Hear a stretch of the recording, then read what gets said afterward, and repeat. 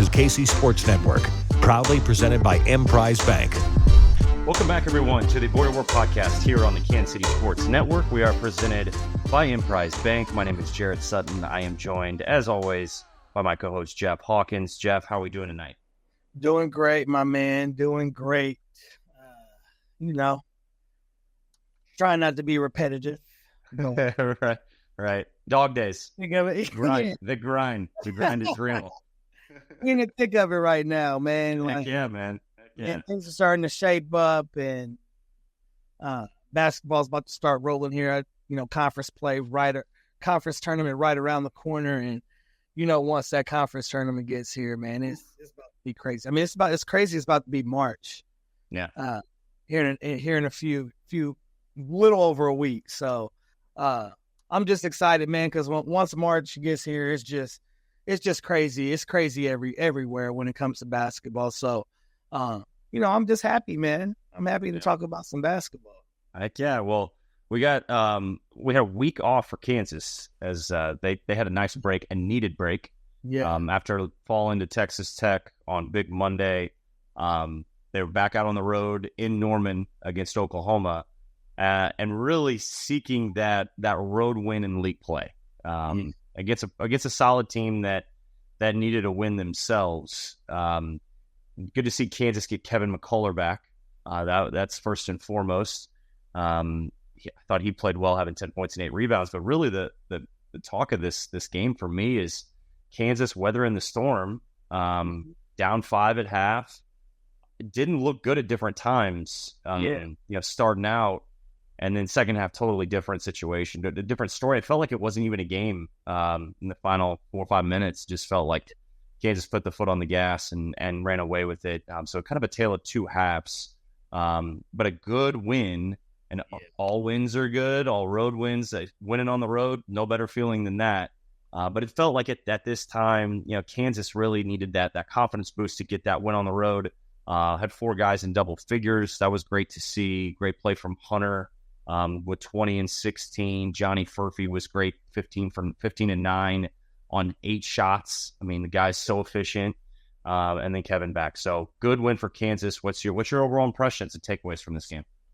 Yeah, just a gritty win, especially on the road for where they were at. I think, to me, that's really what it was, a gritty win, and a win that, they needed, just in terms of, the struggles they've had on the road. And to me, it felt like it almost couldn't be a better picture for them to have to face a little adversity when things weren't looking good. They didn't take the lead. It's about 9 minutes left in the game with a 3 from Kevin McCullar. So, again, having Kevin McCullar, back in the lineup again, I think, that helps out too. He came in playing 35 minutes, and, some of those guys on the bench, didn't get as much minutes and be able to get a flow, but you can tell, they almost had 5 guys in double figures, and it just makes a difference. Kevin didn't score as much like he normally does, but it just goes to show, he made that impactful play to give them the first that first lead after that long stretch for them being down.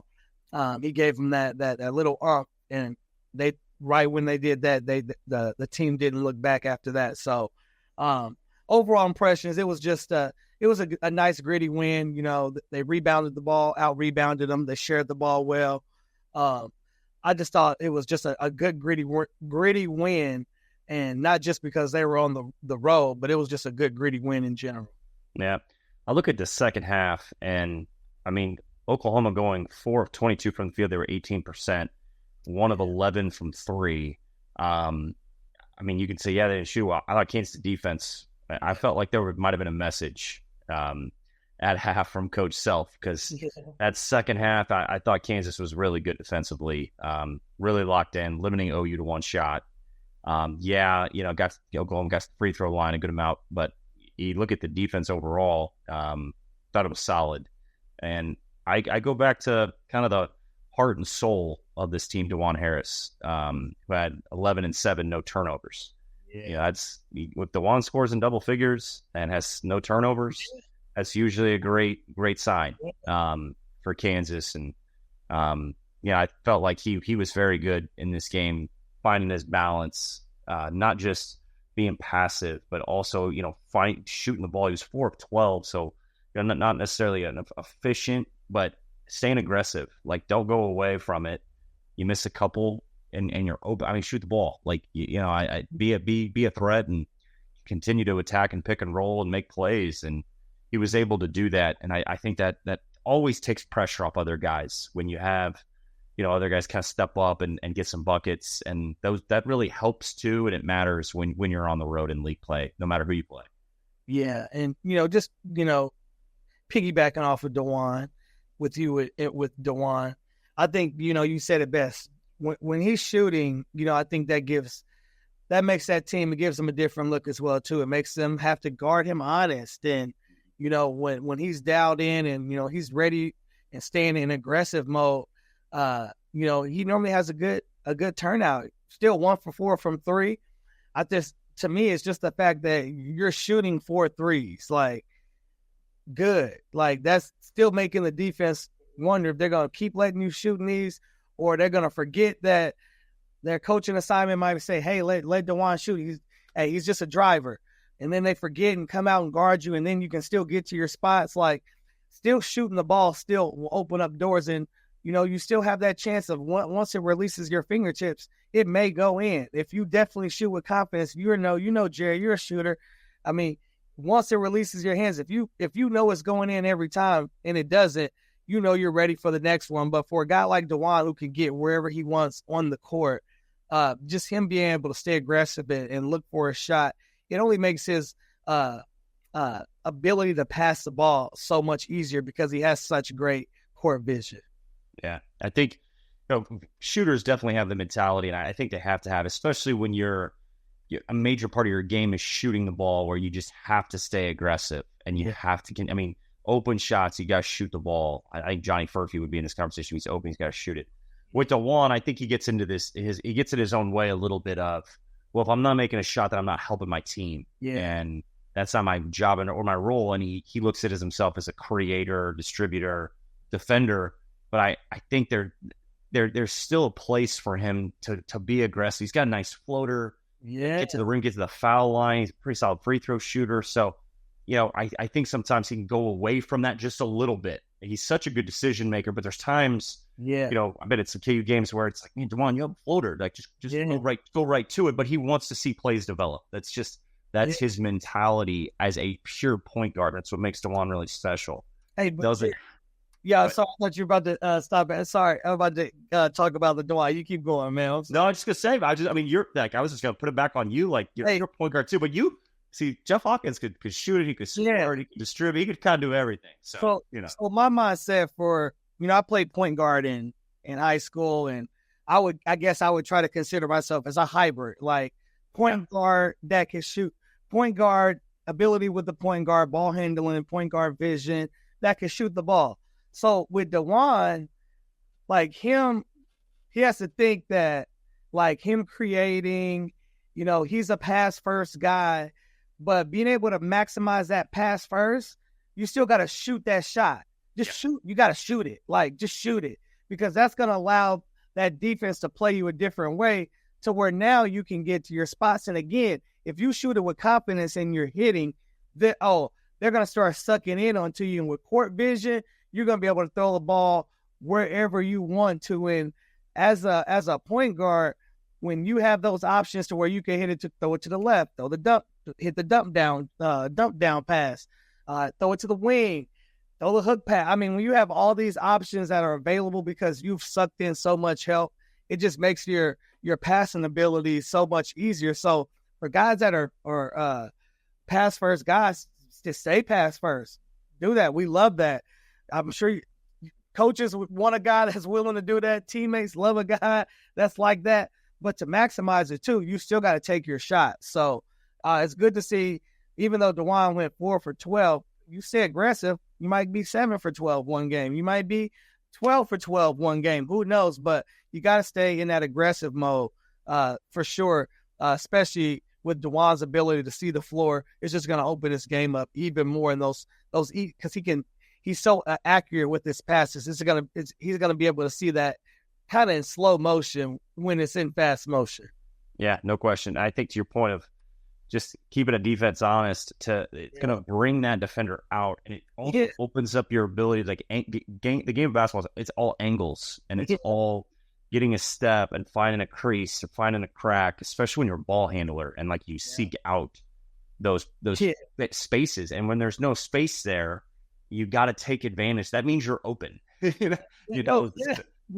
it's but it's just funny. Like some guys fall into that mentality and that trap. And some of it is most guys is confidence too. Yeah.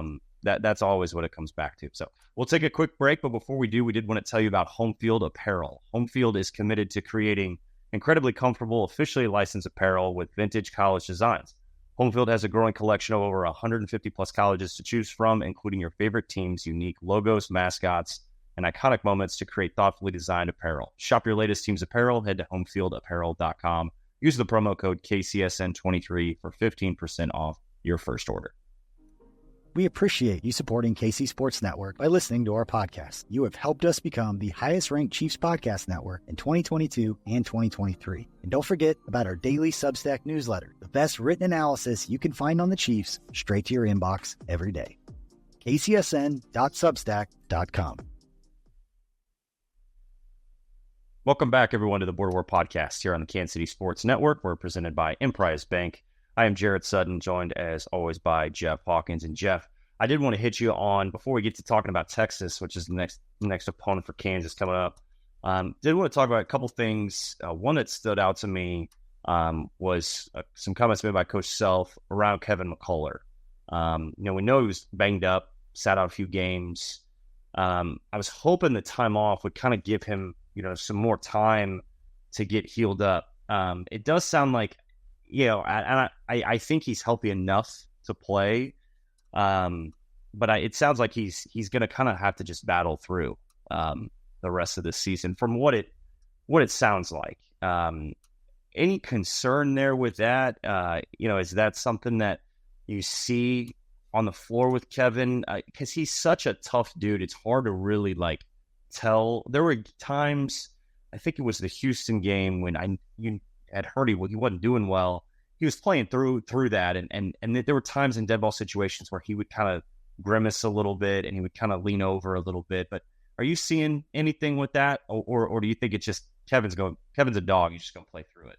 It's probably a little both. You mentioned the grimacing, and he's a dog. He's gonna play through it, and I think some of the parts. And again, he's in the game playing at a high level, on a big stage. That adrenaline is just taking over in ways you can imagine.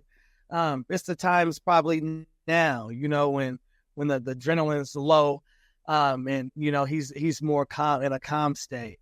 It's how is he doing there? So, and that's I'm not seeing Kevin like that. So, I think it goes, any concern with that, one could say load management, all types of different types of things. I do know that one thing that, from playing from Coach Self, one of the things that he's always done a great job of, when guys who are banged up in those type of situations, they'll practice, but there's some times too where, they won't go as hard, or they'll go a couple more days off to kind of let the body heal a little bit more, because it's banged up. And again, that's just with anything, when the body's banged up and not closer to 100%, that's sometimes that's the most, that's the times when you have a chance of injury. So there's always that risk of, what's really going on.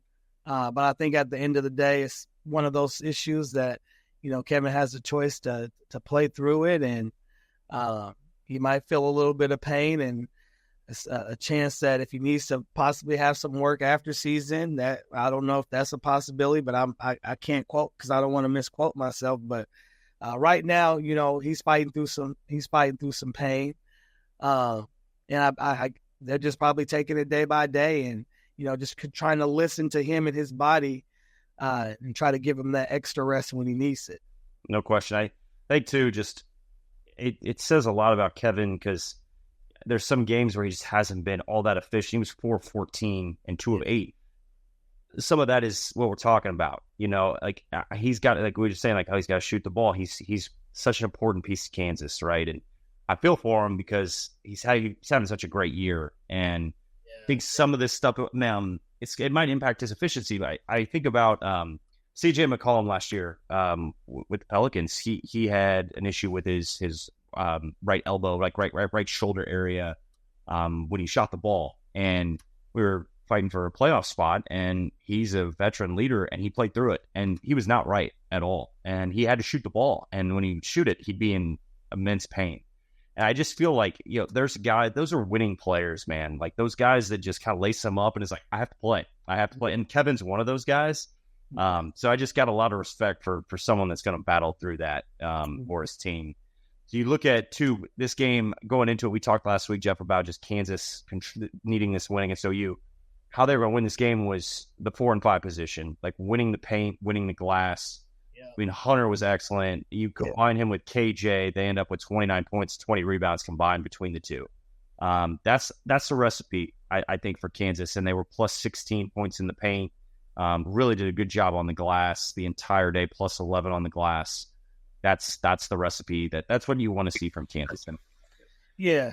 I mean, you talked about a plus 11, and that's one of the things that they do is, and what they've done. And, that's traditional Kansas basketball, having that true big, and, to see Hunter, control the boards, that streams from toughness, and, for him to, get it easy. To me, it always looks easy for him, an easy 20.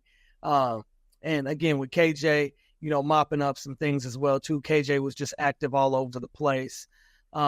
But, having those two guys have great games. And, KJ didn't do as much. He was more efficient as far as his field goal percentage. Didn't shoot as much. He had been off a couple games. But, seeing him still be efficient, didn't shoot as much, but still impact the game. And having both of those guys play at a high level, it does nothing but help the Jayhawks. So, they got to continue to focus on that inside presence. And continue to milk that out. And, it just wasn't the inside presence. They took advantage of the inside presence and the guards as well, too. They came ready to play as well, too. You look at kind of the rest of the way here as with February 22nd right now, right? We got probably 3 weeks left in the regular season of league play. Kansas sits in third. They're 8-5 in league play, 20-6 overall. Houston just beat Iowa State. That Houston won Iowa State too. Now there is a three-way tie for second with Baylor and Texas Tech in this conversation here.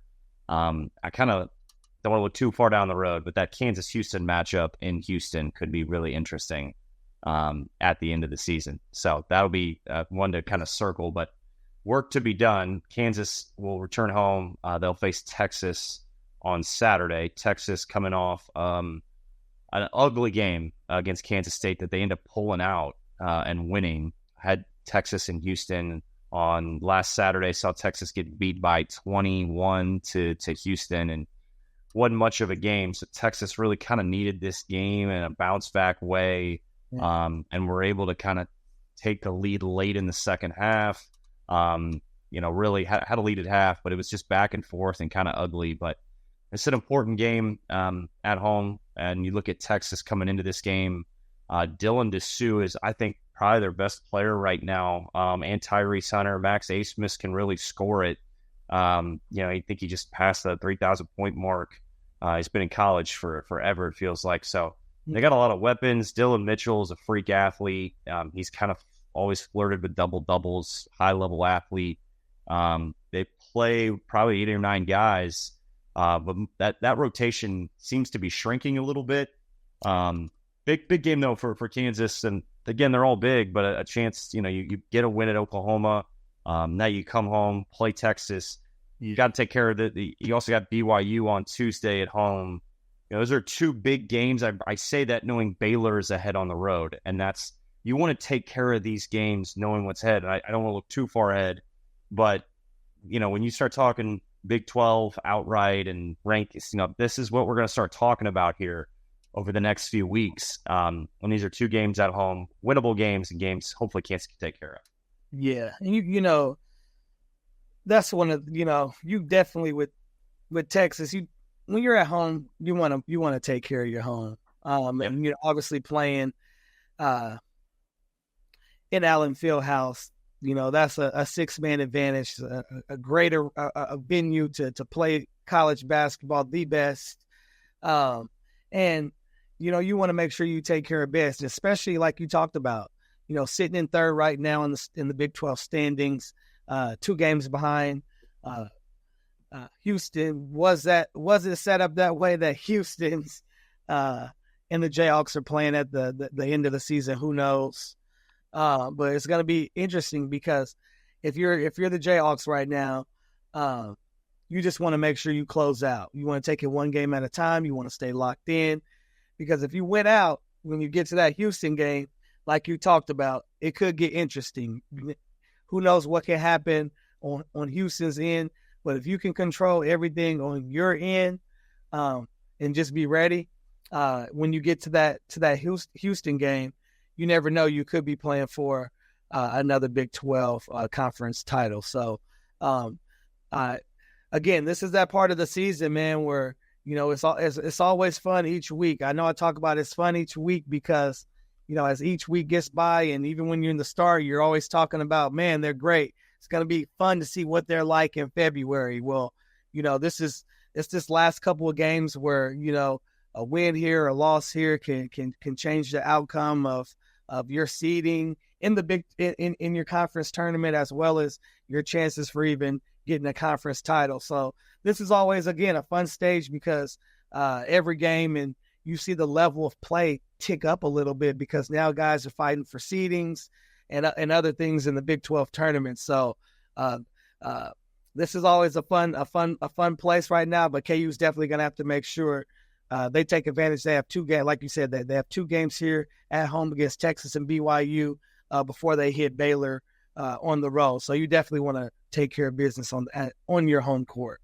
Yeah, it's hard to believe we're exactly 1 month away, and it's that opening first and second round weekend. So it's on, man. Hey, I just said conference title and conference tournament, man. That's crazy. I know. It feels like it's like flying by, and all these games now, it gets tighter and tighter. Like, you don't feel this way at the beginning. You're not a conference. Oh, we're starting league play. And then all of a sudden now, especially in the Big 12, it's like all these games have such huge implications. And you got to take care of business on your own home court for sure. If you have any thoughts of winning the league, Houston's really good, but Kansas put it on Houston at Allen Fieldhouse a few weeks back. For some reason, I just feel like this is going to come down to that, which would be awesome. It would put then Iowa State's probably thinking, "Hey, we're right there with you." I know. I was saying, hold on, man, y'all be here.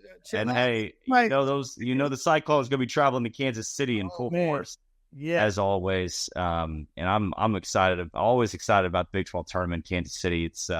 It's weird to think that, you know, I grew up, and I know you grew up with the Big 12 tournament being at Kemper. And then it left for Dallas, and then it was in OKC. Yeah. That thing belongs in Kansas City, man. We're biased, but that thing belongs in Kansas City for many reasons. So we'll break it all down next week. You know, Kansas, again, at home on Saturday against Texas, against BYU on Tuesday. We'll break it all down next week. Jeff, good luck with you guys the rest of the way as well in your season. Thanks.